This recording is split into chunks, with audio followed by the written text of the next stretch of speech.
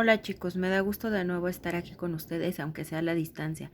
Vamos a una explicación muy rápida de lo que es el movimiento de independencia y después vamos a regresar un poquito con los criollos. En 1810, en Querétaro, empiezan a hacer reuniones secretas en la casa de Hidalgo con Aldama y con Allende. Recuerden que no fueron los únicos, pero son los más representativos.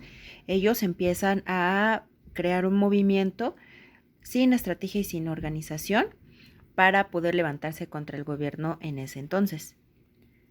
En la madrugada del 16 de septiembre de 1810, Hidalgo convoca en su parroquia, donde él era párroco, a la gente, toma el estandarte de la Virgen de Guadalupe y al grito de Viva Fernando VII y Viva Nuestra Señora de Guadalupe es que convoca a la gente.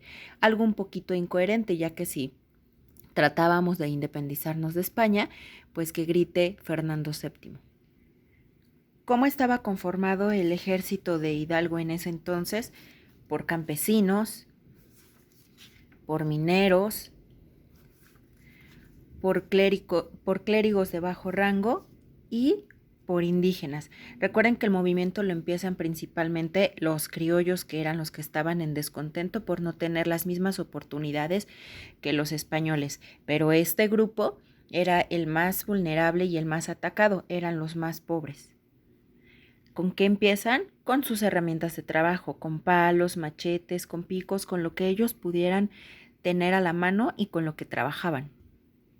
Hidalgo empieza a tener algunas diferencias y problemas con Allende. ¿Pero por qué?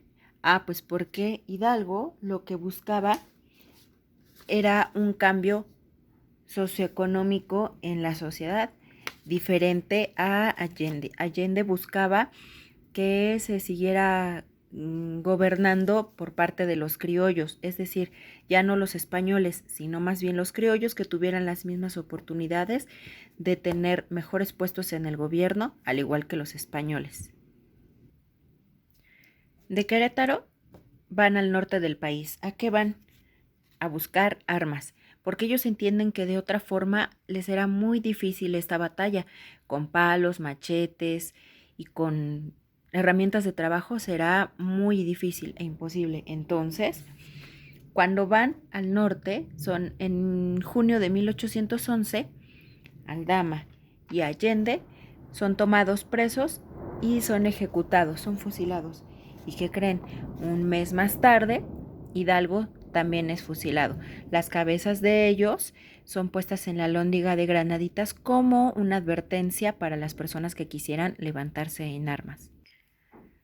Antes de su muerte, Hidalgo, junto con Morelos, empiezan a crear ciertas leyes, las cuales incluyen, por ejemplo, se ordena que las tierras de los cultivos se regrese a los indígenas, el goce exclusivo de sus tierras comunales, la abolición de la esclavitud y también que se dejaran de pagar tributos indígenas, ya que eran la población pues más pobre, perdón.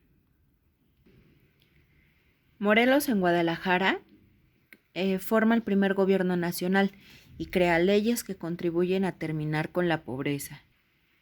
Desde finales de 1810, algunos criollos que estaban participando en este movimiento de independencia desertaron, es decir, se salieron de este movimiento porque prefirieron seguir apoyando a la corona española aquí en la Nueva España. Temían perder los privilegios y las riquezas que tuvieran, aunque no fueran equitativas y tan iguales a los de los españoles, pero pues no querían perder lo poco que tenían. Morelos designó ciertas condiciones para el lenguaje y para ciertas expresiones. Por ejemplo, dice que se le va a llamar americano a todas las personas que viven en América excepto los europeos, pero no vamos a hablar ya más de indio, de mulato y de las castas. Acuérdense que había muchas castas y de cierta forma era un lenguaje despectivo. Por eso está mal que digamos que los habitantes de Estados Unidos de Norteamérica son los americanos. No, americano es toda persona que vive en el continente americano. Morelos elabora un documento que se llama Sentimientos de la Nación, en el cual él propone la independencia del país, es decir, que ya fuéramos libres de todo dominio español, la organización de los poderes en tres, que ya lo saben: ejecutivo, legislativo y judicial. Propone también la supresión de tributos, es decir, que ya no se tenían que pagar tributos, la abolición de la esclavitud y reconoce la religión católica como una única y oficial. Finalmente, el 22 de octubre de 1814 se reúnen en Apatzingán y se aprueba la primera constitución, en donde se toman solamente algunas ideas de Morelos en los sentimientos de la nación. Esta sería nuestra primer constitución. Recuerdan que hay varias que le anteceden a la de 1917, pero esta es la primera. Se les deja adjunto un pequeño cuestionario para que ustedes lo contesten de acuerdo a la explicación. Recuerden que si tienen dudas también pueden consultar su libro de texto, que lo deben tener a la mano, y pues no olviden que los quiero y los extraño mucho. Gracias por su atención.